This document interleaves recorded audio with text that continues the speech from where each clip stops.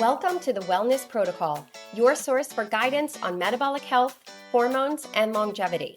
I'm Dr. Alessia Roehnelt, double board certified endocrinologist, and on each episode, I'll share simple tools rooted in science and experience to help you feel better, live longer, and take control of your health. Welcome back, everyone. Today, we are tackling a question that I get almost on a daily basis, which is, why do diets fail? We've probably all experienced it ourselves, or at least seen it happen around us. But basically, you start a diet, maybe it's keto diet, intermittent fasting, a calorie deficit, and at first, the weight starts to come off. And you feel motivated, you feel like it's working. But then, slowly, or sometimes suddenly, the weight loss just plateaus. And then the cravings return, and the diet just feels impossible to sustain on a long-term basis. And before you know it, the pounds start to creep back on. And unfortunately, sometimes you wind up weighing more than you did even before you started dieting. It's frustrating, it's discouraging. I have a lot of patients come in very upset because they have tried a million different things. And while the diets work at first, ultimately they stop working and they regain the weight. And the truth is, they are not broken. You are not broken. It is not your fault. What is happening has everything to do with how our biology has evolved to protect us from starvation and how our metabolism adapts. And how something called the set point theory will keep tugging your weight back towards where your body wants to be, where it feels comfortable. So in this episode, we're going to break that all down. We'll talk about the real science behind why diets often backfire, what metabolic adaptation and set point really mean, and most importantly, what a sustainable approach to weight and health actually look like. So stick with me, because by the end of this episode, I promise you'll have a whole new perspective on dieting and maybe even let go of some of the guilt that you've been carrying. So let's start with the basics. Why do diets fail? Well, first, most diets rely on restriction. You're restricting something. Maybe you're cutting out calories. Maybe you're cutting out an entire food group like carbs. Maybe you're counting every single calorie or weighing all of your food. And while this might work in the short term, it completely ignores how the human body actually works. So when you drastically reduce something like how many calories you're eating, your body doesn't just happily shed the fat and just let you live at that lighter weight forever. Instead, it starts to recognize that food is scarce, and it activates what I would call the starvation defense system. What happens is that your metabolic rate starts to actually slow down. Your body literally burns fewer calories at rest because it's trying to conserve energy. Your body's smart. It knows it's not getting in as much as it used to. So now it realizes it needs to change something and it needs to conserve.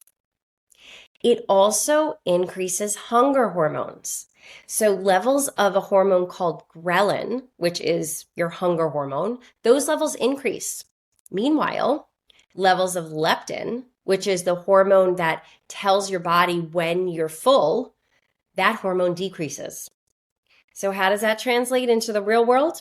You feel hungrier, you feel less satisfied, and you are more obsessed with food and your next meal than you were before.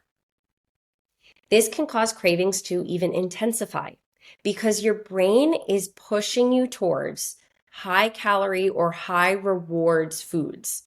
Because think about it, from an evolutionary perspective, those foods, they would have helped you survive. What also happens is your energy starts to drop.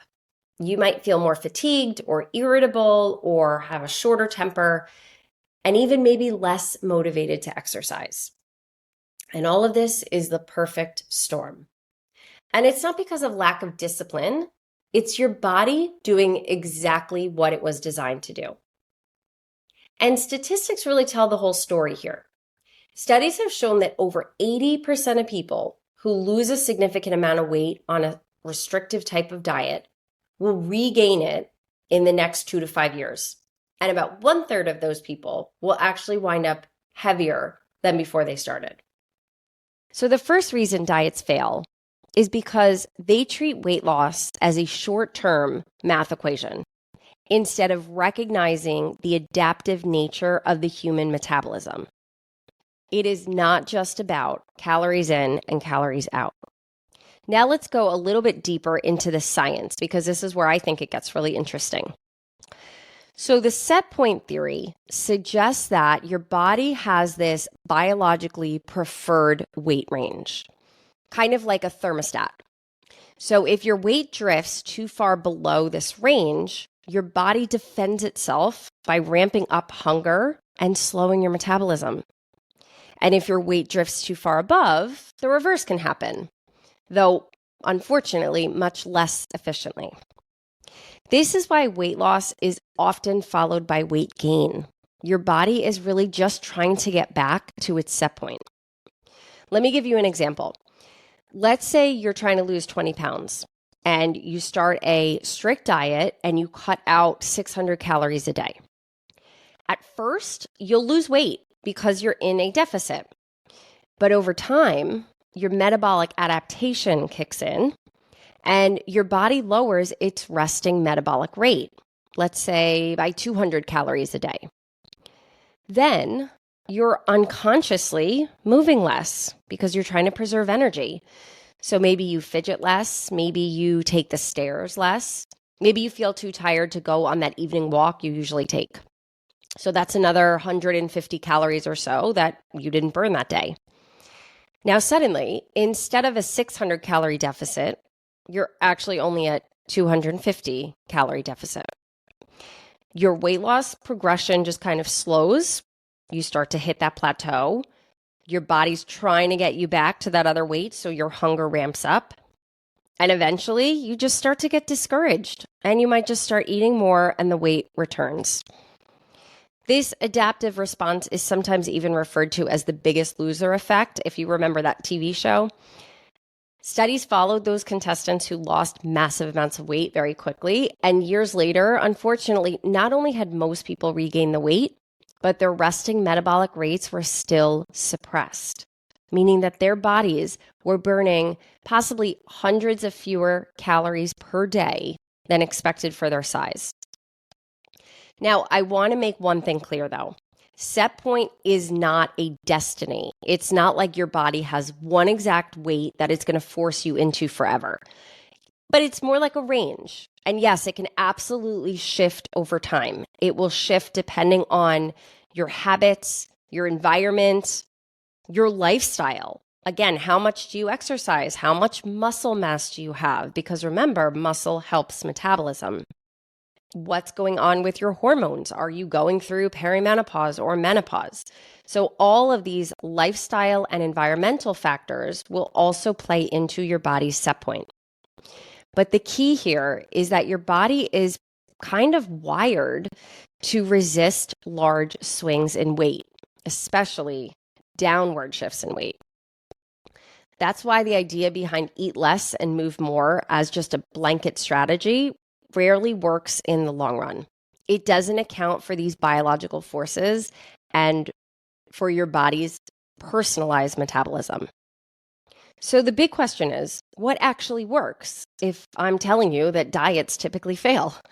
Well, here's some sustainable and science-backed strategies that I like to share with my patients. Number one, you have to ditch the all or nothing mindset. Success comes from small, consistent habit changes, not an extreme restriction. So you want to aim for changes that you can imagine still doing 5 years from now. So for instance, people who go on a very strict keto diet and cut out all carbs, basically, that might be very effective for a few weeks or a few months, but it is really difficult to have any type of social life on a keto diet. It's hard to go out with friends to eat. It's hard to just stop at a barbecue at your neighbor's house. It's very, very limiting long term. Now, while certain diets can be very effective for controlling blood sugar and things like that, if you're looking at this from a weight loss perspective, being too restrictive like this is going to be problematic as a long-term plan for most people. Another thing you want to make sure you're doing is prioritizing protein and fiber, because protein helps to preserve muscle mass. And during weight loss, that is incredibly important. Whether you are losing weight through diet and exercise, whether you're losing weight with the assistance of some weight loss medications, either way, you are going to lose some muscle as you lose fat. So it is important to proactively build up that muscle to keep your metabolic rate going fast. Combining protein with fiber is also really helpful because fiber will slow digestion. It will help to balance blood sugar, and it can also help support your gut health. So think about incorporating foods like beans, lentils, vegetables, fruits, etc. Also, try not to say, I'm just going to cut my calories to an incredibly low amount. Again, this will work in the short term. It will be very difficult, but it will work. It's just not a sustainable way to keep that weight off.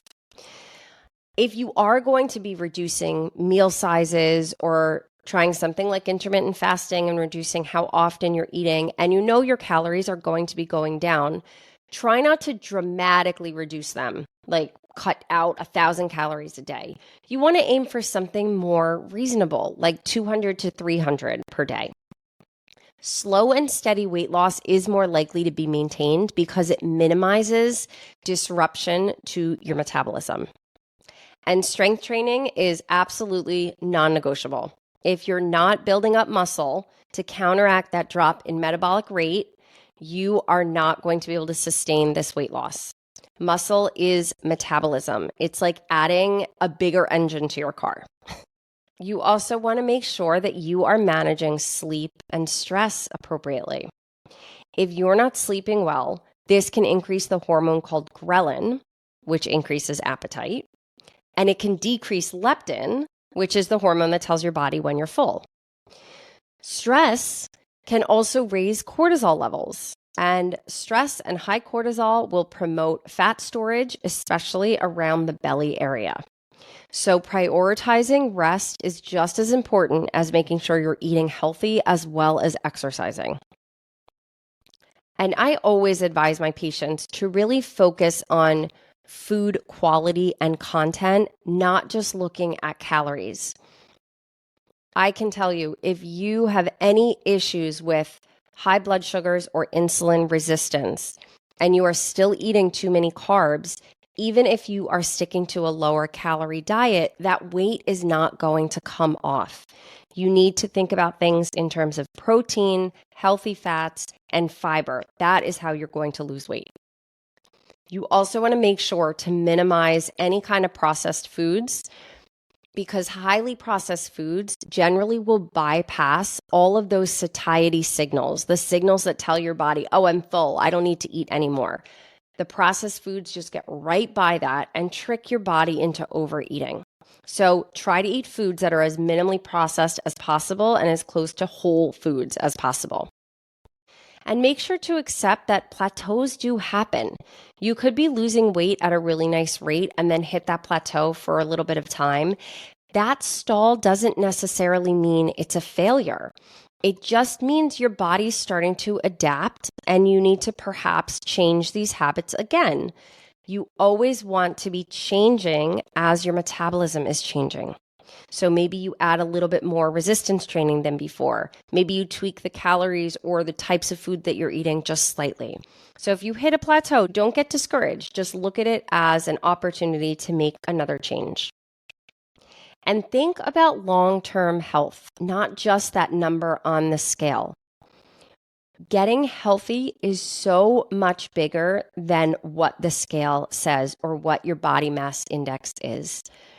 Body composition scanners can be very helpful in this department because they can kind of tell you if you are holding onto too much fat, what type of muscle, And that is a better assessment of what's going on with your body composition. But looking just at the number, how much you weigh, is not going to be the most helpful thing here. You want to think about stabilizing blood sugar for the long haul. You want to think about improving blood pressure, improving your energy levels, even improving your mood.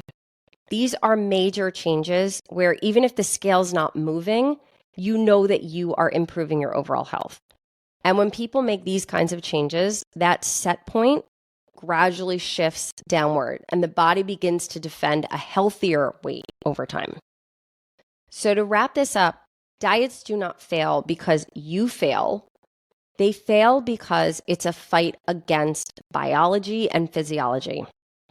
Metabolic adaptation and the set point theory really explain why restrictive diets almost always lead to a rebound weight gain. But when you think about it in a more sustainable, science-based approach, focusing on things like quality food, whole foods, gradual changes, adding resistance training, and managing stress, you will be working with your body instead of against it. So if you've ever felt frustrated or ashamed by regaining weight, I hope this episode can lift some of that burden because it's not about willpower, it is about biology. And once you recognize that, you can take back that control with a strategy that actually will work. Thank you for joining me today on the Wellness Protocol. If you found this episode helpful, please share it with a friend who's struggling with dieting. And don't forget to subscribe so that you never miss future episodes. Until next time, I'm Dr. Alessia Roehnelt reminding you, your health is your greatest asset. Protect it, nurture it, and honor it. Take care.